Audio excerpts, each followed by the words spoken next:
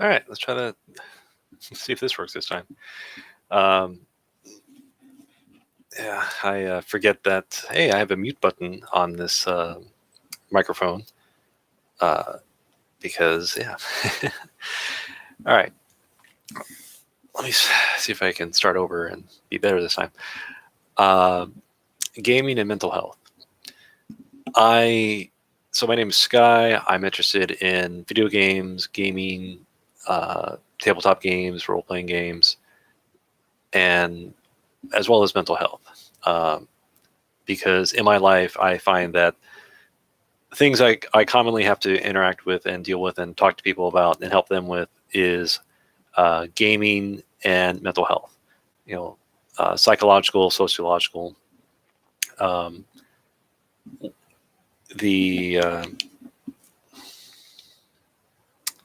what else? Um,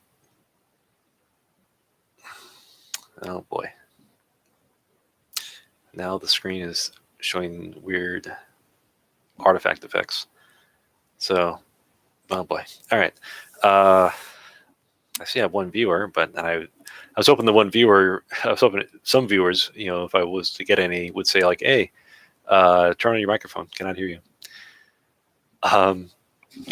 So let me start over.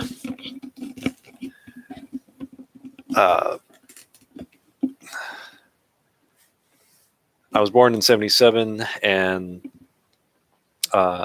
my first gaming system, with friends, I went to their house and played a like early ColecoVision. A friend had an Atari, game system. Like, I'm not sure if it was like Atari 2600 or whatever it was, but it had the very basic games you could play. And then my family bought the Nintendo Entertainment System, which had the Rob the Robot. Like this big box. It was a wonderful thing. And later on, got the Super Nintendo. Had various like little handheld devices. Never got a Game Boy. And like at a friend's house would play Sega CD here and there, but not. That was about it. Just the family was kind of poor, so we had limited access to things. In like 95 or 96, I think I had my first experience playing Dungeons and Dragons. I'm not sure which version it was. Like I wasn't totally certain what the game was we were playing. But because I had experience with games, like, all right, I kind of understood, like, oh, so I can have things happen. In 96, went off to college, I was able to play a tabletop Star Wars role-playing game with some people in the dorm. And afterwards, did not really have too many chances or opportunities. I wish now, like, I had been looking for people who were into tabletop gaming and had found that social outlet. And even in the Army, there's one guy I came across in like 2001 who had a Dungeons and Dragons book, and I never followed through on talking to him and say, hey, let's game, let's do this. I was, I had computer games from like 96 on. I had my own personal computer. I was able to game from there. And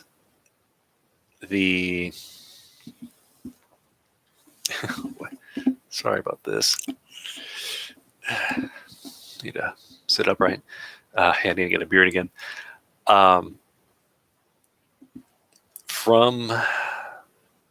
I had it's like 2007 or so, I was able to get into some tabletop, like some D&D games with friends. 2008, I want to say, I was able to play a Deadlands tabletop role-playing game campaign. And it wasn't until like 2015, 2016 that I was able to actually play a Dungeons and Dragons 5th edition campaign with some friends. And like the speech I wish I'd given myself back then was first time playing, don't play a wizard. And and then on top of that, it was like the homebrew unique kind of wizard that is like, it's like it's such a new system to learn, and it was kind of overwhelming. So like what the advice I would have given myself back then, which is the advice I give to all new players: your first time playing, pick a human fighter and go from there, because it takes a bit to learn and understand how to play Dungeons and Dragons, how to interact with the group, how to, what is this game we're playing? How do we are doing this role playing?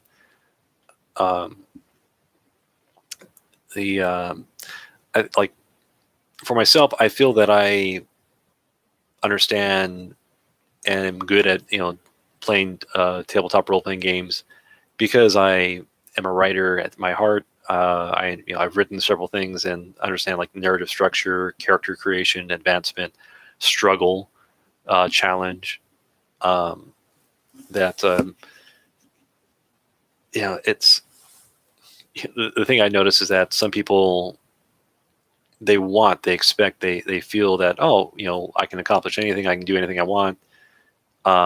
Yes, but the thing to keep in mind is there's other people at the table. So that's something that you have to keep in mind. And I apologize for jumping all over the place, but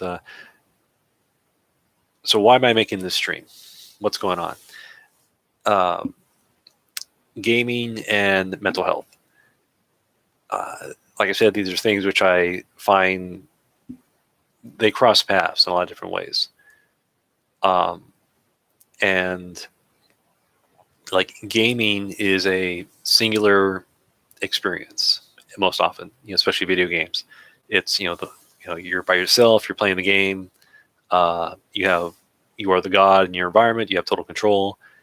And as a result, you can experiment, you can do whatever. And a lot of times that is, so what are the boundaries? What are the rules? Okay, can I break these boundaries? Can I break these rules? Can I game the system to accomplish things?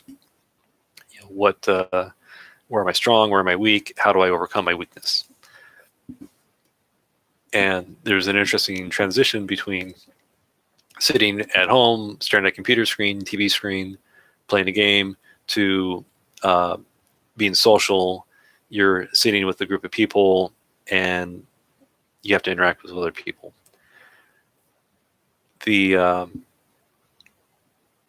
What I'm finding is because so I don't have a degree in psychology or sociology. I did take some classes in it. I've been to therapy. I've been in group therapy. I also just pay attention to what is psychology, what is sociology, what is social interaction, and what is gaming. What is what are people trying to achieve with the game? And for that, I have G4 TV to thank for providing like deep analysis of what is this technology, what can you achieve with this technology. Adam Sessler has talked about how video gaming is art, and I agree, because what is art? Art evokes an emotional response from a person. It gets the attention of a person, and that's video gaming. There's the artwork you're seeing on the screen. There's the story narrative, which is created by the writers, and it's this unique. You combine these things together along with gaming design. It's like that's why there's a whole crew of people that work together to create a game, and as a result, you have this product which will evoke a response from a person, which gets a person involved in what's happening in the game. Not everybody is into that. So like, why? Well, what's the most popular games out there? Racing. Second most popular, arcade, like basically arcade shooters, arcade fighters. Third most popular games are I could be mistaken on that, but like racing, then sports games, then the arcade fighters, then the shooters, and then it's the role playing games or the puzzle games. So I guess it's probably the puzzle games, then the role playing games, and then on down you would have the strategy games. So, and each of those games attract different kind of audience, different kind of people. These are things that G4 TV is, introduced to me and helped me understand. The and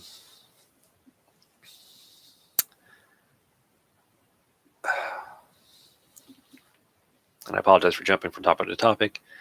I was hoping to get people in chat to talk to me and help me stay on point, as well as, can you hear me? Let's see. Yeah, I need to wear these glasses because, unfortunately, it's the interesting thing. When I got PRK laser eye surgery, the thing I had noticed soon after was I could be in a enclosed office environment with flat panel computer screens, halogen lights, no natural light, no windows. And the first day, 3 days working in this office, I'm squinting. Like there's a glare, something about the lights, and I was just squinting and I have to stare at the ground. Like I just could not. It was in pain. I was, struggling. And after about 3 days, then I could start looking up and seeming to adjust to that. Like it produced a certain kind of stress within me. So, and it, like wasn't until years later that I'm kind of putting together, like, okay, I'm at work, experiencing the stressful situation. Then I go home and I'm, how do you relieve the stress? You play video games, play with your computer and another flat panel computer screen.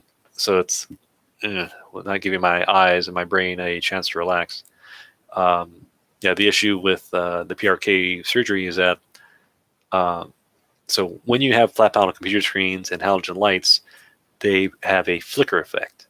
And so what's a flicker effect? Well, a light's not on all the time. A light is on and off, it as the electrons discharge. Same with the computer screen. So the light's not on all the time. That has a certain effect on the wavelengths of the light coming out. And with my eyeballs, normally you have the tissue on the top of the eyeball that is able to, open and close the iris to allow light in to handle and adjust, what's happening. With the PRK surgery, my eyeball has basically been lasered, and the tissue has been burned to create a lens. So that corrects my eye, my ability to see, distance. But unfortunately, it also creates an issue of now my eye cannot handle and adjust to the differences in wavelengths and what's happening with the light coming in. So that creates a sort of pressure in my eyeball, which goes back into my brain and creates a tension and headaches and stuff like that. I don't get headaches, but apparently I do, and I just don't notice the pain in my head. So, but even though you don't notice the pain is there, which is this interesting thing that happens. So getting back to mental health, chronic pain affects you. It has a negative impact on you. It alters your brain chemistry. Something you learn in psychology and sociology that if you stress somebody out, certain the adrenal glands, certain hormones, they go up, they increase. and the organs that produce those hormones, they change, they increase or become taxed in some ways. So you are affected by the pain that you do not sense or feel. Um, so like it's this interesting, challenging thing that happens. All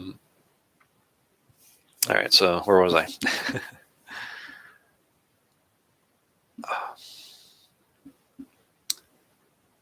I am interested in using this platform, talking to my subscribers, and I know that this is going to be, forever for posterity. Um, you know, can I use this platform? Can I help you, the viewer, the people in chat? Do you have questions? Are there things you're wondering about, things you're trying to understand, or how can we provide whatever help and guidance and advice to help you be better? So the part of my approach is because when I was in college, I was able to listen to Loveline with Dr. Drew and Adam Carolla for a couple years, and that provided me a lot of guidance and insight into psychology, sociology, relationships, stress. The desire to feel wanted and loved, and things like that. So that's what I realized. Like, okay, I can basically use that understanding, my knowledge of gaming, my knowledge of sociology, psychology, mental health, relationships, and provide that for you guys out there. So what can I talk about? Gaming, tabletop gaming. The speech which I wish I had been given when I started getting serious into Dungeons and Dragons tabletop role playing games back in like 2015 is you have tabletop games like Monopoly, but it's very simple. You have the board, you have the pieces, you roll dice, you're able to move around. Each player takes a turn, roll the dice, move your thing. What can I do here? Okay, I've done my thing. Who's next? And you go around the table.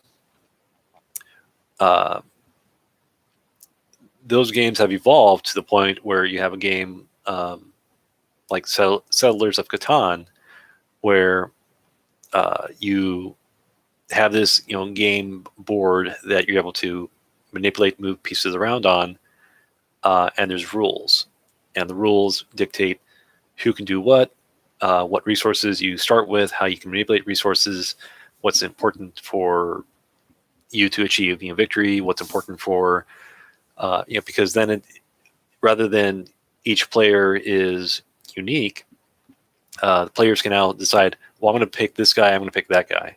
This guy has these strengths, these guys have this abilities.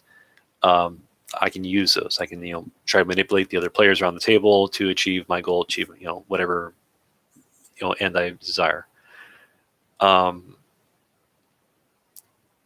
So the evolution of the gaming is gets to the point like, all right, I want to be able to do more. I want to be able to just have more of an impact. So then you get to the point of tabletop role-playing games like Dungeons and Dragons, which originally started with the current genre that we are familiar with. Apparently, it got started with Star Trek away missions. People loved the show, and they thought, oh, okay, so we're part of this away team. We're traveling on a starship, and we beam down to the planet, and what's going on in this planet? How can we get involved? What's happening here? And because you watch the original Star Trek show, it's like, okay, you have the leader, you have the medical officer, you have the security guy, you have the engineer. Okay, what can these guys do? What are these guys familiar with? The communicator as well. So skill sets, and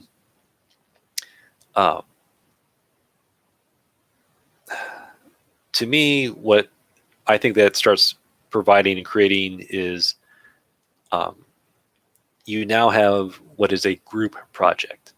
So the story master, the game master, the dungeon master, they create an environment in theater of the mind for the players to say, okay, here is a problem. Here is a scenario. Here's a situation. You need to solve it. You need to figure it out. And you have the skills to interact with the environment and to solve the problem. And you have to understand what skills you have, what you can bring to the table to achieve, to accomplish.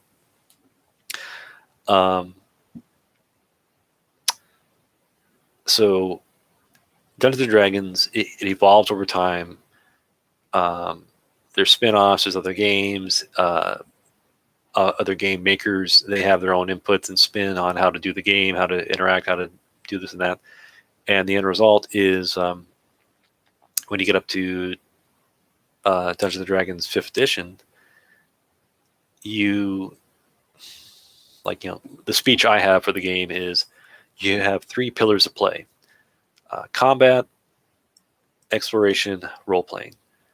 Combat, I see an enemy, I hit them with my weapon. How well do I hit? How much damage do I do? What impact can I have with my attack on that enemy? Exploration, I'm running around an environment. I want to be able to climb on top of that building, open the locked door, do whatever with the trap I come across. There's items I find. What can I do with those items? Exploration, there are people that I can interact with in this environment. I want to be able to talk to that person, persuade them to do things, get information from them, role playing. So Dungeons and Dragons has a character sheet and skills listed on that character sheet. You're able to say, okay, how can I make my abilities and skills better? How can I improve those? So that way, when I roll the random dice, my chance of success goes up. So the interesting thing about Dungeons and Dragons is its chance of success, and that's on both sides of the the Dungeon Master's screen. So the Dungeon Master has their chance of success, the players have their chance of success, and you have the random variables of the dice. So then it becomes this interesting: do I understand the rules? Do I understand the environment? And what can I do? When do I get to the point where I roll the dice? When do I get to the point that, all right, now there's a chance of success or failure? And in my own case, I wish somebody, because I played games, I understood gaming, and I even to a point understood D&D, but my first real serious campaign, the dungeon master said, "Oh yeah, we'll be a wizard." And it's like, "Okay, cool. Yeah, it's a challenge, but I can figure it out." And then it's like, "Yeah, be this special kind of wizard." And it's like, and I realize now, yeah, I should not have done that. So,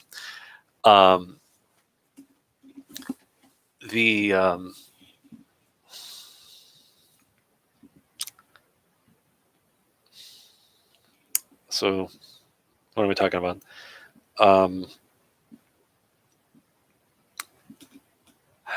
So Dungeons and Dragons,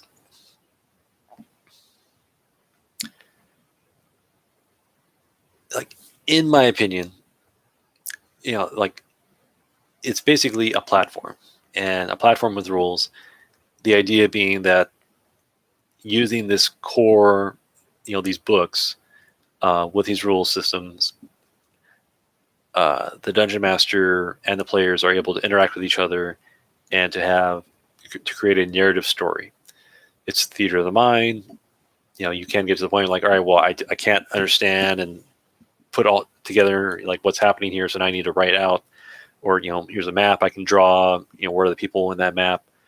And you even get to the point that all right, well, have figurines, have little things that you can manipulate, environments and whatever. How far away is my character from the enemy? When you come together as a group, and that's why first time players, I always tell them okay, First time playing, you have no real experience with the game, pick a human fighter, because that's the simplest thing, but it's also, you are a human. You know how to fight, to a point. Translate that, what your knowledge, into this game environment.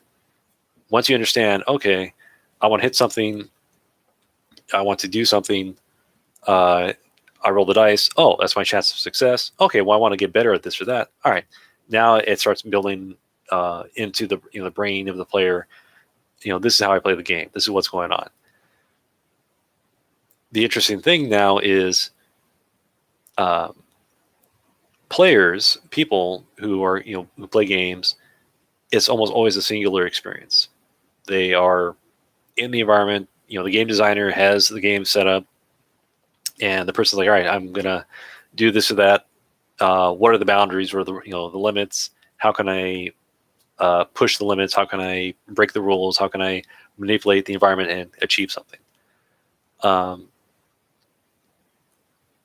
so this is interesting because when you get some new players into the tabletop role playing game, they can be a little overwhelmed and understand, like, oh, um, the dungeon master, the game master, the storyteller, the games, the story master, they are the stand-in for the computer program, and there's other people around the table. So we are now working on this group project together. Um, how do you interact with the group? How do you make a group come together and achieve something? So that's this interesting aspect, and a thing that I am noticing. Like, for myself, it took me a while to learn, and in different groups I've come across, I now have to help them understand, like, hey, you're working together in a team with a group. So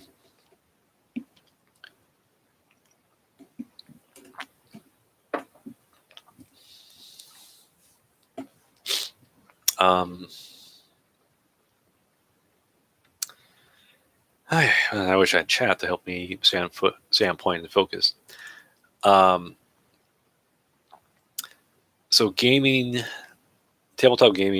role playing games today, uh, it can be any sort of arrangement. It's any sort of combination of people, one on one, the game master and the player, or one and several players.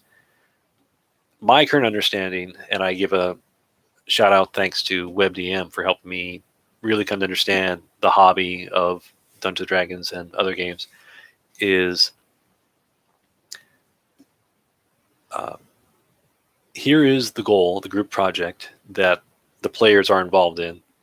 Here's the character sheet with different skills listed, the different things I can do, and I understand, based on the book, the rule books, what can I do to increase? What can I do to manipulate or get better or this or that? Um, so that so players,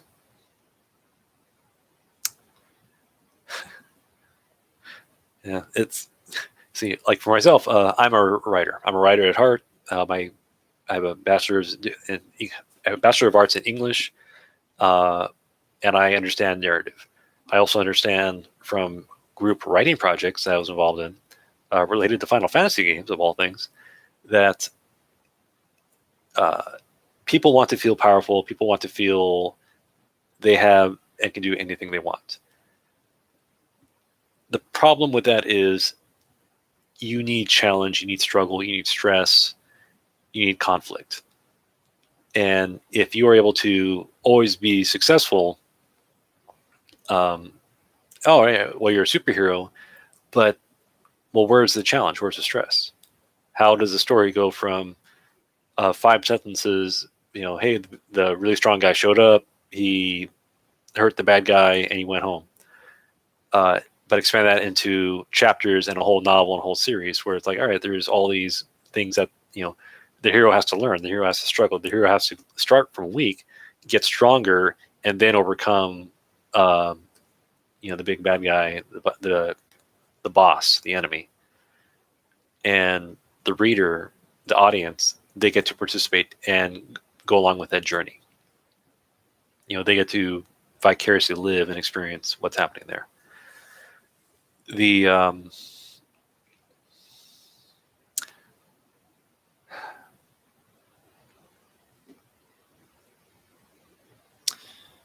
mental health and gaming and mental health. What are how does that translate? How does that work? The so the thing I'm noticing is tabletop role-playing games.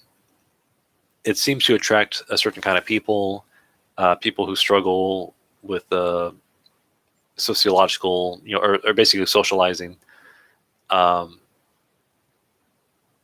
and people who don't feel in control, people who want to have a sense of control.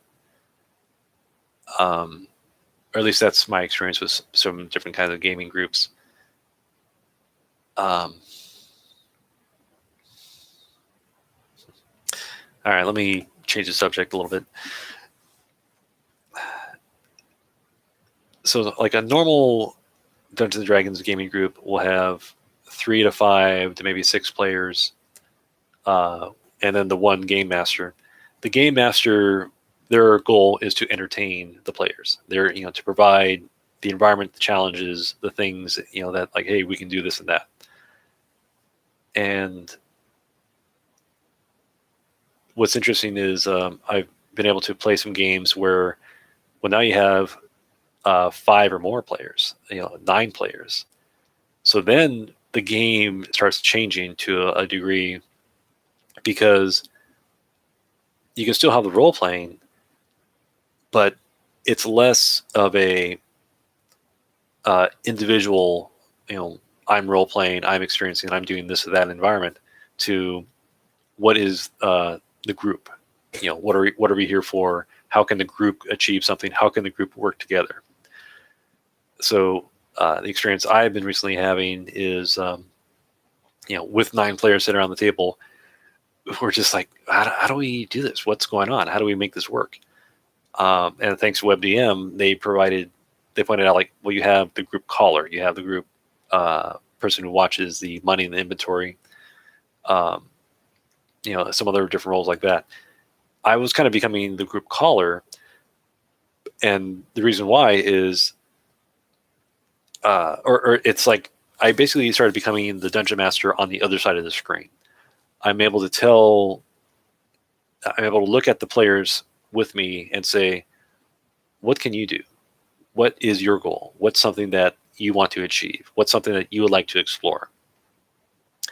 And so that way, rather than the players are just kind of, oh, that guy's talking, I'm going to wait.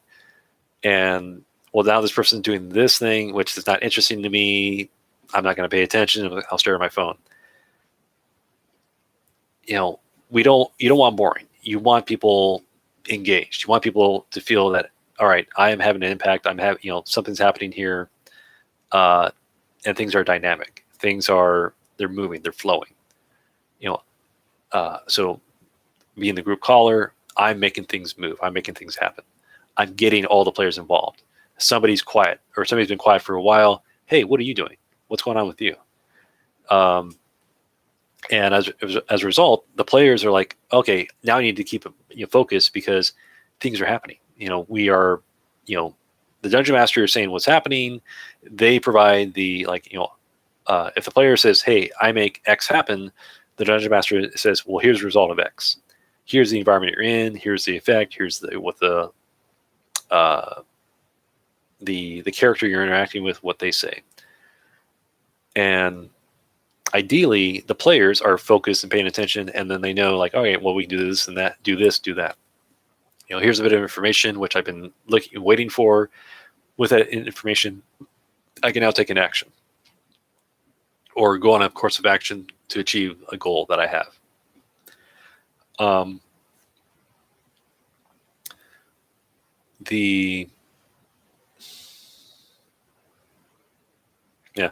That's just so that's just like some advice I have on when the group gets bigger, how do you make everybody feel all right, I'm invested. I can make things happen.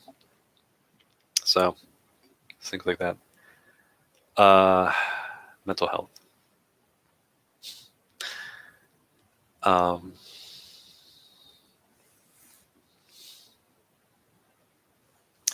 In my opinion, people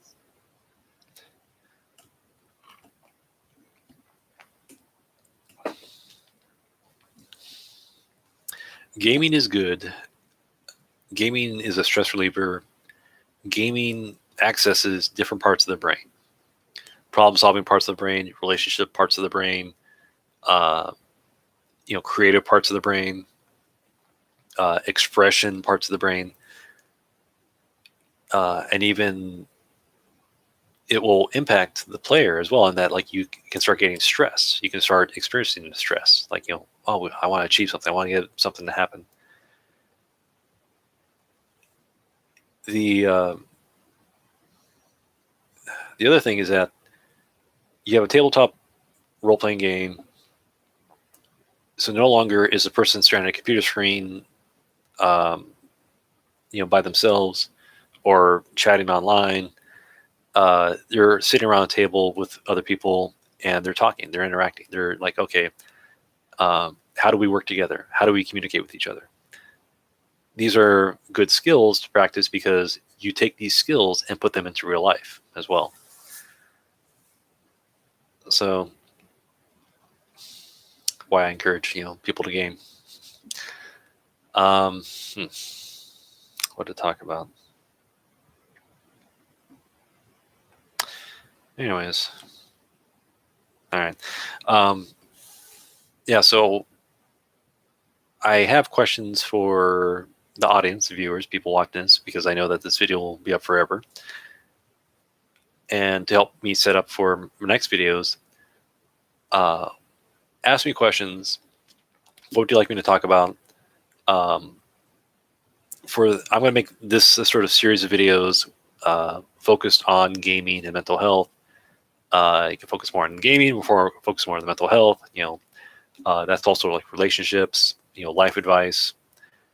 But yeah, please ask me questions. What are you thinking about? What are concerns for you? And I will try my best to answer them. So thank you for listening, and hope you have a great day.